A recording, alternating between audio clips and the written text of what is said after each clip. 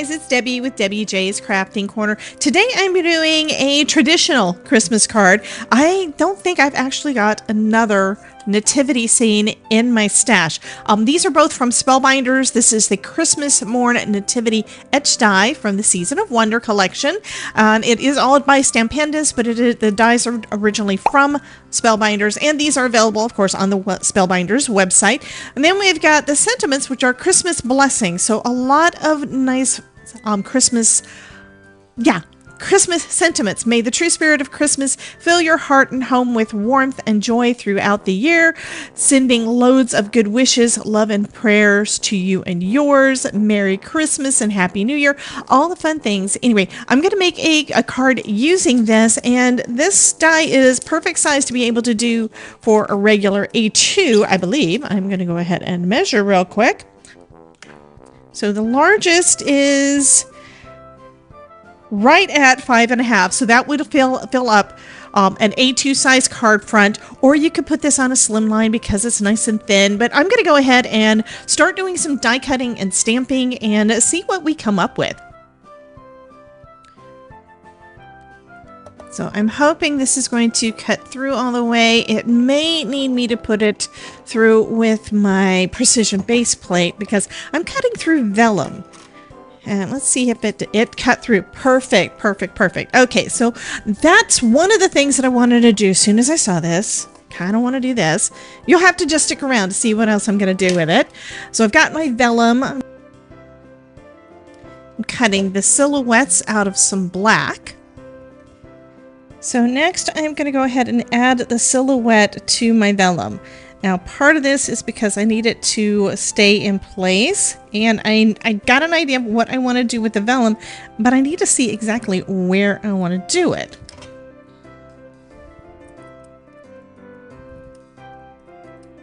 Okay, so let's go ahead and add that to our vellum, and then we can let the glue dry.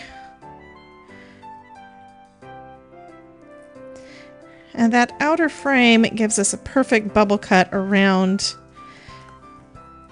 our main image. So that is perfect. So I'm going to let this sit. I'm going to put it under an acrylic block for a little bit, let that dry, and then we can move on to the next step. And I have another surprise because I had something pop into my brain while I was doing this.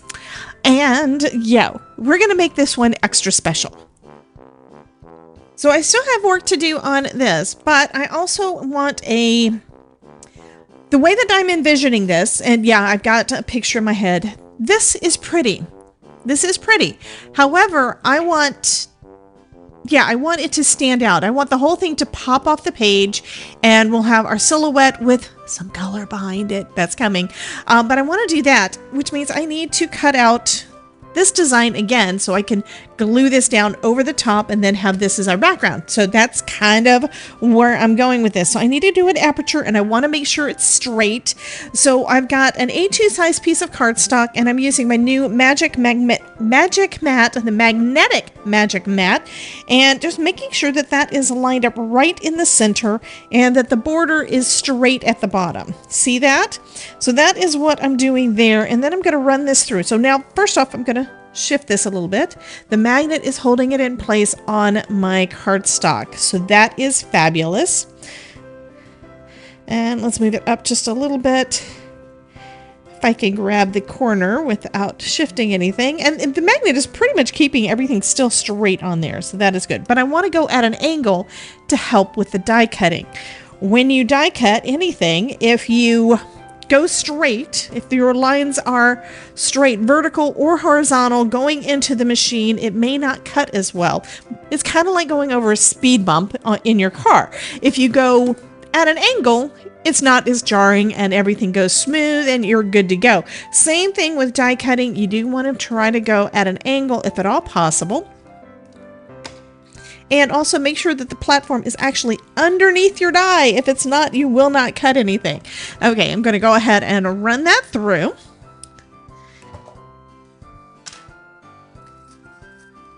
And that creates our aperture there. And I've got this other piece that I can use for another project. So this can go right over the top. Make sure it looks the way that I'm envisioning it. So that would go over my white card base, and then this goes over the top, and everything pops out really nicely like that. So I love that. Okay, let's go ahead and start adding some color to this. So I'm just going to use some alcohol markers on the back. Now the reason that I wanted to glue this in place first is so that I know where all the colors are. So I need some white cardstock to be underneath so I can see, so we can see everything. And let me grab out my markers and get started coloring. This is going to be some really easy coloring because you can't really blend on plastic too much. But it is going to make a really, really nice kind of stained glass effect.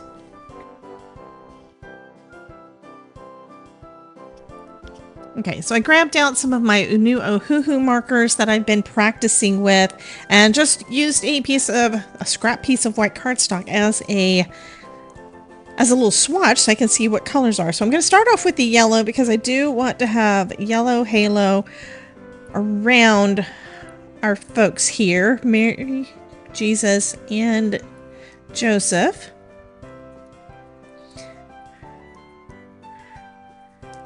And then I'm going to come in from the top, I think, with some dark purple up at the top. So this is going to be our darkest color.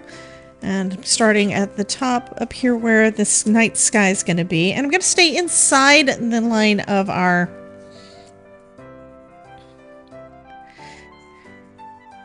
image here, okay?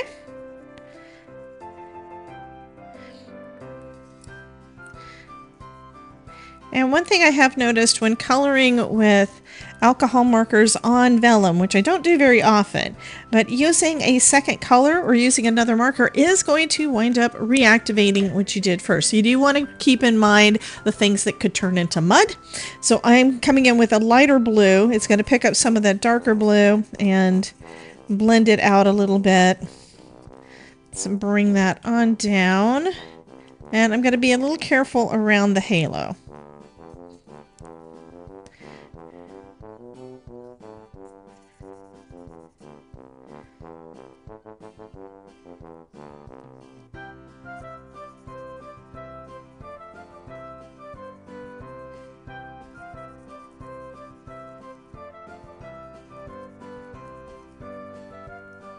And you see it is starting to blend where I'm pulling it down from the purple. Actually, I kind of like that look. So I'm going to actually use this one marker to kind of give that little bit of a gradient, which I think is going to be kind of cool.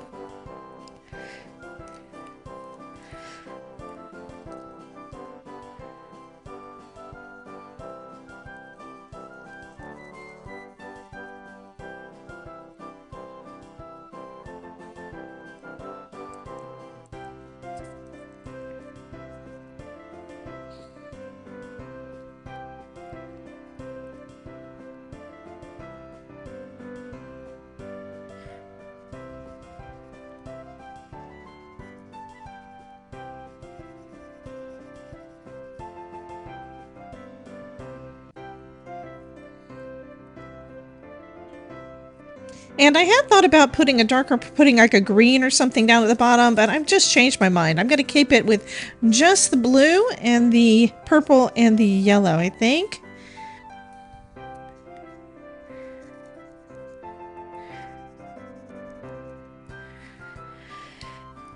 And I'm coming back up to the top so I can kind of bring those colors down again a little bit.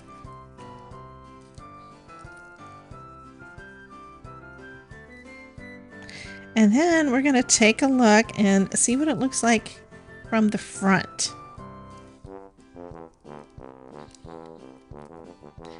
So now that is lovely. I do think I need to go back over with the yellow one more time, and I'm also cleaning off my brush so it doesn't, next time I grab it, it doesn't have that purple on there. But let's add a little bit more of the yellow.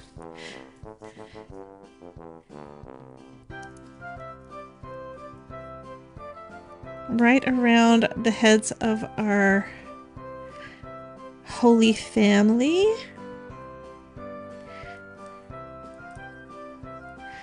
So that it's a little bit brighter. Okay, So I'm going to say that our stained glass is done. I'm loving this. Okay, so yeah, now I need to start working on a couple of other things because, like I said, I had an idea that popped into my head as I was starting to put this together. And as I did that, actually, as I did that first die cut, we have this little piece here. So this, of course, is the star, and the star goes right up there. And I'm thinking that's the perfect place to add a light. So I am turning this into a light up card.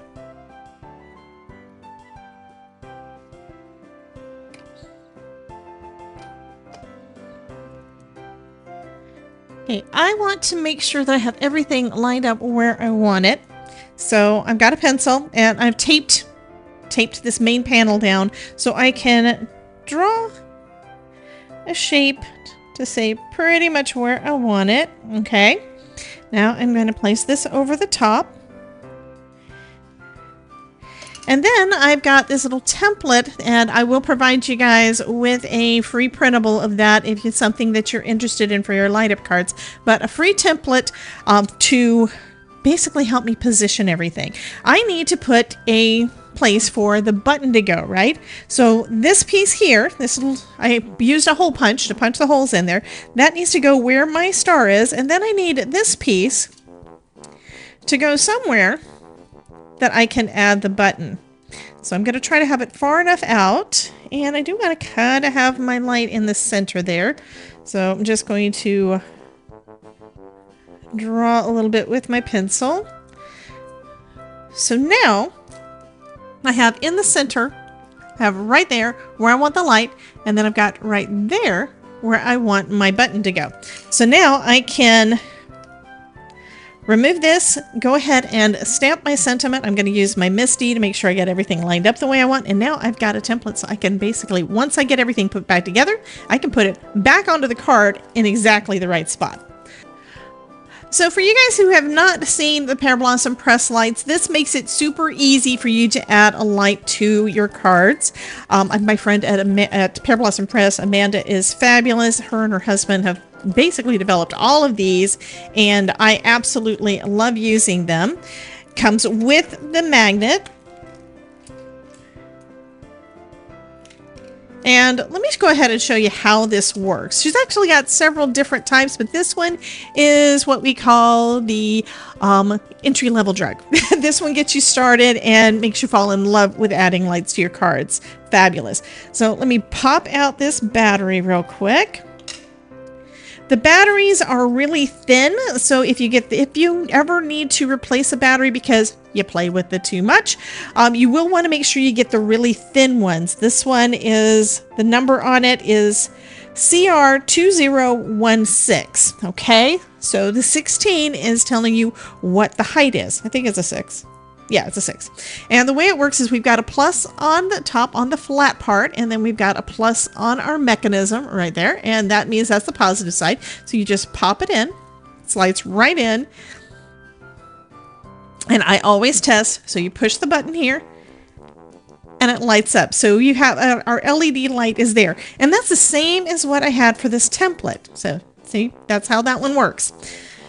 And this is what the template sheet looks like. So you have multiple, so you can cut them out, and you can always reprint them. But if you lose one, you can just print. You can just cut out another template, and you are good to go. Because I like using them in these small pieces. I think it works a lot better. Anyway, we're going to go ahead and stamp this one. So what we need to do is put that first down into my MISTI, and I'm going to grab out the Pear Blossom Press Stamp and Die bundle.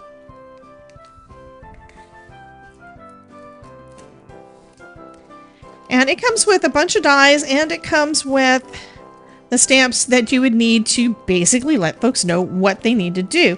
And I'm going to just use this one that says push and position it right over where my pencil mark is. We're going to position it right there. I'm going to pick it up, and then I'm going to take an eraser and erase the pencil mark.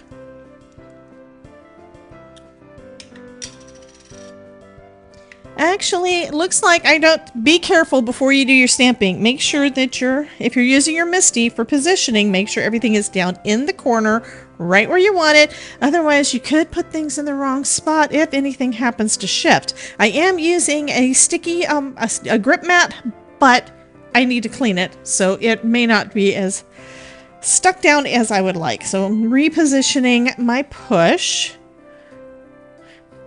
making sure I have it right side up.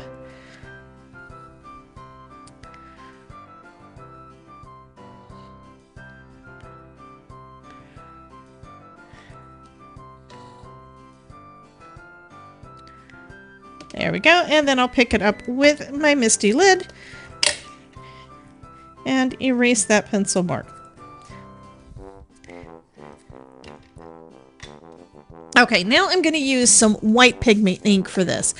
Using Hero Arts, I would say use whichever one you have. I don't know that this one is still available. I know that they've got another one out, but I don't know that the Unicorn White is still out.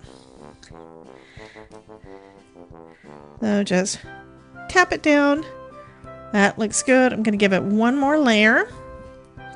And you could heat emboss over this, which I do a lot. I'm going to leave it somewhat unobtrusive. Once it dries, it's probably going to dry back a little bit and it won't be seen as much. So I'm going to go ahead and heat that so I don't smudge the ink. Next, I'm going to cut this piece of vellum to go behind, yes, another piece of vellum. Cutting another piece of vellum to go behind our star and keeping it right about the size of the star. And this is so that I don't have too much overlap like this corner does, but too much overlap around the rest of the stained glass. Okay, so I'm going to trim the corners a little bit and test. And I'd say that that is pretty good, and you can't really see it from the front. Now, I haven't decided whether or not I'm going to put, I think I am going to color this yellow, actually. Let me grab back out that yellow marker. So we're going to have the star is going to be bright and yellow as well.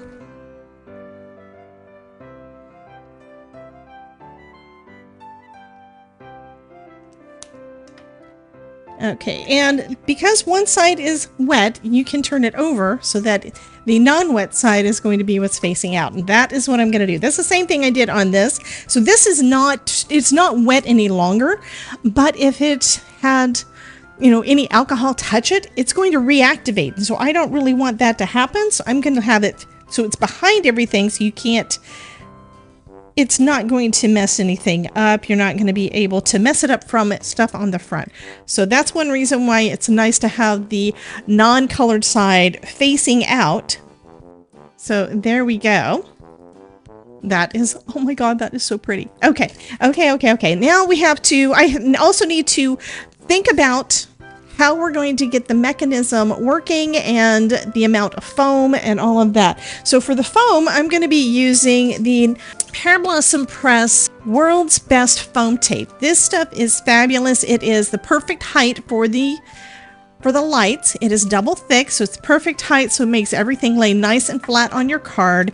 It is has nice easy release paper, and it is repositionable for 30 minutes. So if you mess up, it's not going to rip your cardstock when you need to redo things. One thing I do realize that I did not mark is I did not mark on the white cardstock where I want my button. So I'm going to use my template, shift it so it does have the button underneath. See right there, and remove that. And then I'm going to use my pencil to mark on the card base where that is so that I know how to position this. Okay, so I can put this right this way. We have the button up here, right there. We have the light right there.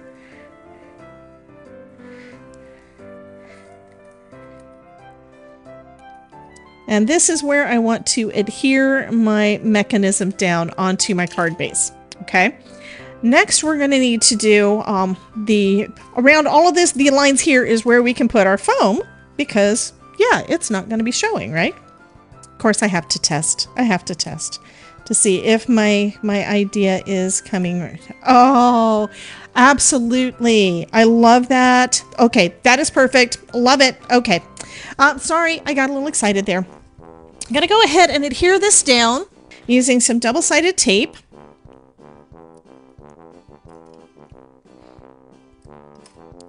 And then we can start adding our foam.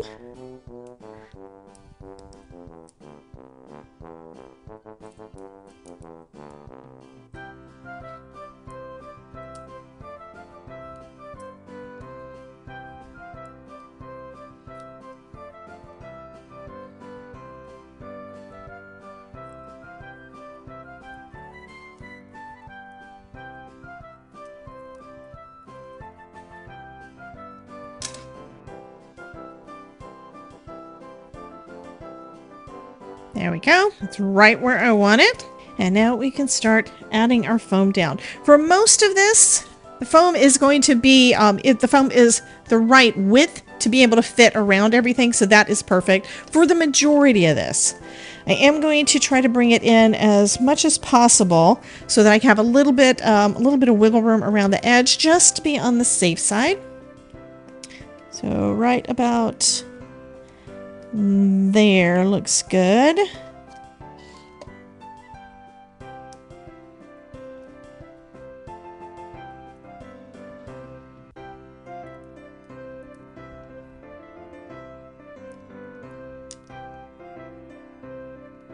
Okay, and now across the bottom, it's a little bit more difficult because it's so thin. Well, not really. I'm just going to take the foam and cut it down the middle vertically so that we've got two narrower strips. And you can do this with any foam that you use. I do it all the time, by the way.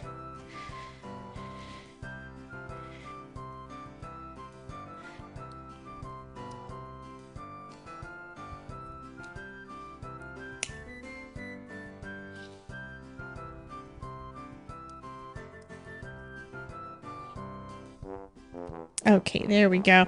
And I think I'm going to put a little bit across the top too.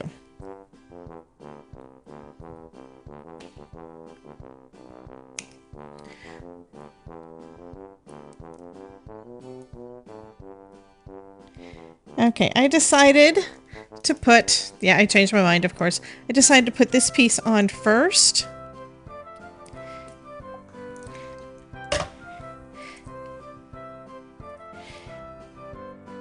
And kind of shuffle it around a little bit, make sure it's covering everything we want covered. It looks like the glue is actually going to be on the vellum, which is not ideal, but the shape and size of everything makes it's going to work. And then I can put this under an acrylic block and let that set, let everything dry, and then we can place it onto our card base. Okay, so one thing I forgot to do, I wanted to put a sentiment on the inside. So before I finish everything up, I'm going to actually use my stencil and stamp platform from Sizzix. It's big and yeah, it makes it so I can actually stamp off the edge, which is fabulous. I'm going to just line this up with one of the grid lines. I'm using a grip mat from Waffle Flower in here, so it'll hold everything right in place. I'm lining up with the grid lines so I know I can have everything straight. Then I'm going to take a creative corner that I know I have sitting here on my desk somewhere because I just used it. Here we go. I'm going to use a creative corner to help me line everything up. This is basically an L bracket. And the sentiment I am going to go ahead and use this time is May the true spirit of Christmas. I'm going to use that one. And I can just pop it right in the center and it's going to line up perfectly right there. Just double checking the bottom of the sentiment. The very bottom of the sentiment, the last words are New Year, so the Y, of course, is a little bit off, but that's okay. This is still going to give me a good idea of where I want it to go. So I'm lining up right with the edge of my card. And then we can put that right in the center there. And there's still plenty of room to be able to write a message. So just put the lid back down on there. Lift that up, and now I can add my sentiment. Since this is in blue and black, I'm going to go with some black ink for this one. And I'm going to use VersaFine Clear, and then we're going to emboss over the top with some clear embossing powder. So let me grab all of that out. So just adding some ink to my stamp. And this is the first time the stamp's being used, so it's probably going to need to be stamped a couple of times. That looks pretty good. Let's add a little bit more.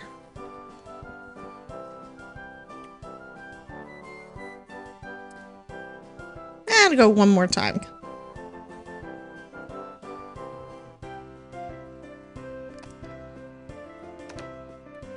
Okay, and then I can just pop this off.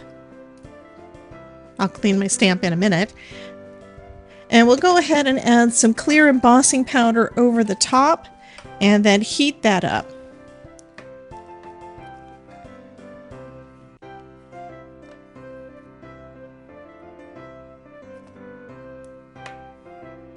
One reason why I'm using embossing powder and embossing over that sentiment on the inside, because you could definitely leave it without it, is that this ink, first off, it is nice and dark and black, which is why I like it, but it also, yeah, it can smear. It doesn't dry quite as fast, so in order to make sure that it doesn't smear, I'm going to go ahead and heat emboss it, plus that raised edge from embossing always looks pretty.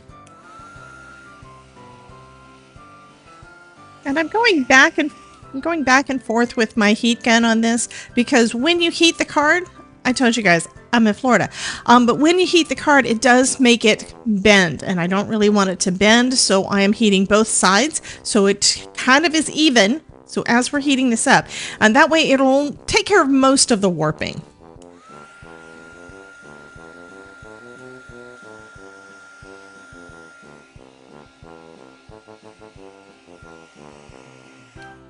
Okay, so that is all done, and now we can put our card panel on top. Okay, so I'm removing all of that release paper, and most tape I have a little bit of trouble. This stuff is super easy to remove. Oh, I missed one. There we go. And then I'm going to line this one up right along the edge.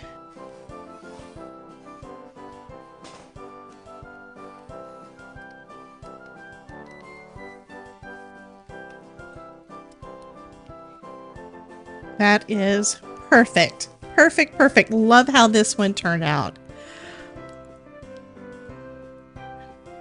Yeah, I am very, very happy with this card. I'm almost thinking about adding some shimmer pen to it, but you know what? I really don't want to because I don't want to take anything away from that stained glass and that lovely light. So anyway, you guys have a wonderful day. Yeah. Be sure to check out other videos that I've got making some light up cards and using a lot of fun products from Spellbinders. Y'all have a wonderful day, and I will catch you in the next video. Bye, guys.